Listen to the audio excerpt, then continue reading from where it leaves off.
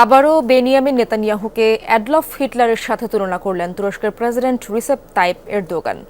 জাতিসংঘের সাধারণ পরিষদের অধিবেশনে দেয়া ইসরায়েলি প্রধানমন্ত্রীকে তুলোধুনো করেন তিনি। বিজলি কেবলস যে কোনো স্থাপনার বৈদ্যুতিক সংযোগকে রাখে নিরাপদ। বিজলি কেবলস নিরাপদ আজীবন। বলেন, যেভাবে হিটলারকে থামানো হয়েছিল নেতানিয়াহুকে সেভাবেই থামানো উচিত। ইসরায়েলকে সমর্থনকারী পশ্চিমাদেরও তীব্র নিন্দা জানান এরদোগান। অভিযোগ করেন, মুষ্টিমেয় দেশের অন্ধ সমর্থনের কারণেই এত বেপরোয়া হয়ে উঠেছে ইসরায়েল। নিজ ভূখণ্ডের জন্য লড়াই করা ফিলিস্তিনি যোদ্ধাদের প্রশংসায় ভাসান এরদোগান।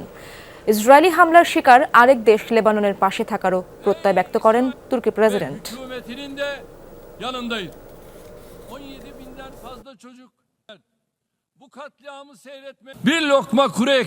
এক টুকরো শুকনো রুটি, এক চুমুক পানি কিংবা এক বাটি স্যুপের অভাবে গাজায় প্রতিদিন শত শত শিশু মারা যাচ্ছে। শুধু শিশুরাই মরছে তা নয়, একই সাথে মৃত্যু হচ্ছে জাতিসংঘেরও। মরছে সত্য আর পশ্চিমাদের মূল্যবোধ।